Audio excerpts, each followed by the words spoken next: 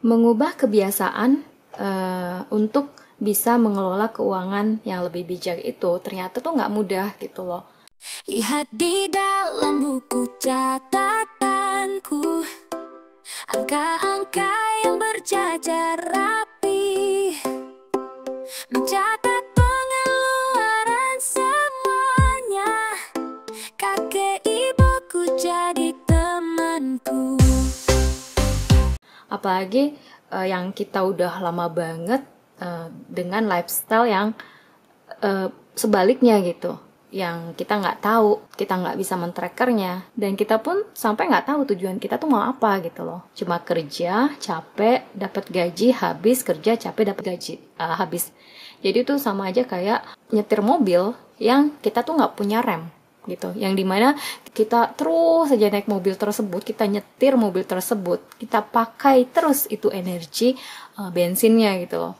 Jadi kan lama-lama bensinnya habis, ntar pakai lagi bensinnya habis, tapi kita nggak tahu tujuannya mau kemana. Untung-untung tuh kalau jalan itu tuh lurus terus ya gitu. Tapi kalau jalannya tiba-tiba di depannya jurang gimana? Kita nggak bisa ngerem. Ini aku belajar banget dari pengelolaan keuangan ini gitu. Memang sih aku nggak terlalu jago ya dalam keuangan gitu, apalagi bikin budgeting gitu. Aku bener-bener juga nggak paham gitu. Yang aku paham tuh pokoknya dapat uang, terus aku alokasiin yang penting-penting dulu, terus aku ngerem keinginan aku, terus pokoknya lifestyle-nya tuh harus direndahin gimana biar kita tuh bisa nabung. Atau kalau kita mau ke jalan-jalan gitu ya udah, tabungannya mungkin bulan depan nggak nabung, kita pakai jalan aja. Ya cuma gitu-gitu aja sih gitu. Jadi nggak terlalu ini banget, nggak terlalu jago-jago banget juga gitu.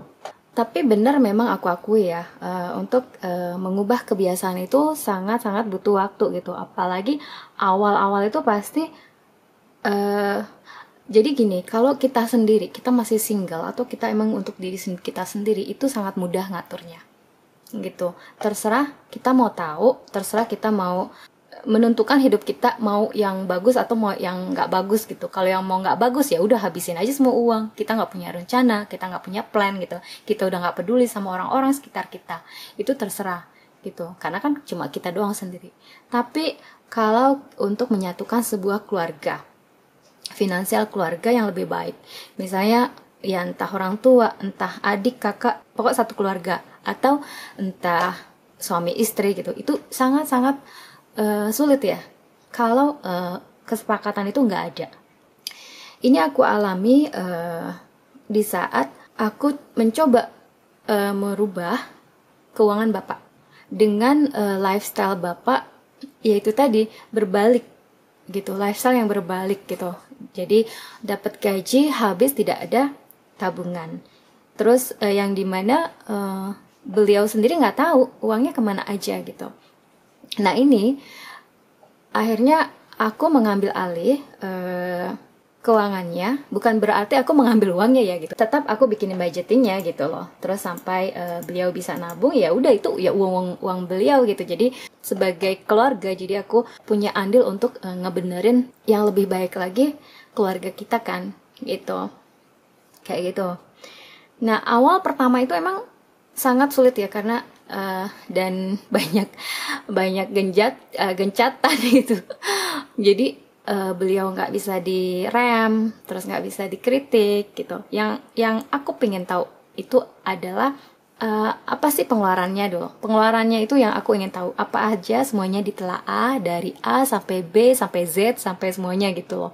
Nah setelah itu baru kan kita bisa tahu yang penting yang mana, yang nggak penting yang mana, terus lifestyle-nya nanti seperti apa, dan nanti ketahuan tujuannya mau apa. Itu pun aku awal mulanya itu tahun kemarin ya, bulan 10 ya, bulan 10. Nah kalau dipikir-pikir itu berapa bulan coba? 10, 11, 12, Januari, 10, 11, 12, Januari, Februari, Maret, April, Mei. Bulan Mei ini baru benar-benar tahu apa yang harus didahului, apa yang kewajiban, dan apa yang nggak perlu gitu, yang nggak penting gitu loh. dan lifestyle-nya harus seperti apa. Itu tuh akhirnya bulan ini. Jadi kan itu butuh waktu itu 8 bulan. Bayangin coba. Itu tuh gencatan terus tuh. Susah banget loh untuk merubah style, itu sangat-sangat susah banget. Gimana kita sudah mencoba, itu aja butuh waktu. Gimana kalau kita nggak mencoba? Iya kan? Lama-lama itu nggak bisa gitu loh. Nah, ini nggak sehat ya gitu. Terus nggak sampai di situ juga gitu. Jadi aku juga menanyakan beliau masa depannya nanti. Kalau misalnya kan, kalau beliau sudah tidak bekerja total 100%, apa itu yang dibutuhin? Berarti kan otomatis income-nya itu hanya pensiunnya aja, tidak ada per timer. Gitu kan? Jadi kan dia butuh dana ekstra, ya kan? Berarti dia butuh dana darurat. Ya kan, dana darurat untuk antisipasi ada kekurangan-kekurangan. Nah, untuk bisa cukup dengan pensiun itu kan kita butuh tahu juga tuh, men-tracker apa sih yang kebutuhannya, apa sih yang enggak gitu kan. Jadi kita butuh dana darurat tersebut gitu. Nah, terus kalau beliau udah nggak ada, apa sih yang jadi masalah nanti gitu kan. Akhirnya aku baru tahu kalau di sini tanah ini itu bukan milik pribadi, tapi kita menyewa gitu. Kita menyewa ke pemerintah Cibang. Yang dimana kalau kita mau pindah, kita udah nggak di sini, itu harus diberesin. Jadi tidak ada bangunan di atas dan pokoknya rata dengan tanah. Berarti kan itu butuh biaya. Dan solusinya tuh seperti apa gitu. Plus minusnya tuh seperti apa. Akhirnya finally pas kita konsultasi sama developer, mereka menyarankan untuk dibeli aja, biar lebih mudah memberesinya gitu. Ya udah, berarti kan ketahuan tuh tujuannya apa, spesifik goalnya itu berapa, angkanya berapa, dan nilainya berapa. Dari situ kan ketahuan. Nah, setelah ketahuan, baru deh kita mulai membuat rencana, plannya secara realistis ya. Jadi di sini banyak sekali yang harus dikorbankan, yaitu seperti kita harus hidup berhemat. Yang tadinya Bapak hidupnya dia bisa belanja melebihi 100.000 lebih gitu loh. Dia mau belanja ini itu, dia mau makan ini itu, udah nggak ada remnya, jadi bisa melebihi 100.000 lebih, bahkan lebih dari itu, yang membuat minus tersebut gitu loh per bulannya. Dan setelah dengan Bapak dan ngerti men-trackernya, itu beliau bisa menabung dengan nominal yang beliau habiskan gitu loh. Ya, finally perjalanan Kakebo ini ya awalnya nggak mudah gitu. Memang banyak konflik, karena merubah kebiasaan itu tuh nggak mudah ya gitu. Tapi kan selama itu baik, ya kenapa enggak gitu. Jadi awalnya ya memang sering konflik, tapi berjalannya waktu ada hasilnya. Akhirnya beliau tuh mengerti dan pelan-pelan enjoy juga gitu. Nah, setelah kita tahu tujuan goal kita secara angka, di sini jadi beliau tuh nggak mungkin dong semua tabungan yang akan nanti dihasilkan itu nggak mungkin seluruhnya terpakai untuk membeli tanah ini. Terpakai membeli tanah ini semuanya beliau nggak punya dana darurat gitu. Itu kenapa kesepakatan itu sangat-sangat penting di dalam satu keluarga gitu, yang dimana kita tahu goalnya, apa solusinya, dan bagaimana cara untuk menyelesaikan solusi itu gimana cara mencapainya gitu. Itu memang sangat membutuhkan kerjasama gitu. Akhirnya kan aku juga bisa, yang tadinya goal aku cuma buat aku aja, akhirnya aku bisa membagi goal tersebut untuk sama-sama menyelesaikan masalah yang ada. Kesepakatan dalam keuangan di dalam keluarga itu sangat penting ya gitu. Beban masalah, beban stres itu tuh akan hilang juga, karena semuanya itu kan dibicarain yang detail dari A sampai Z gitu. Iya gitu. Kalau tidak ada itu ya akan terus konflik gitu. Ini budgeting ini tuh kita buat sama-sama gitu. Dan aku juga nggak pegang uang beliau gitu. Aku cuma bikin budgetingnya, terus kita sama-sama men-tracker.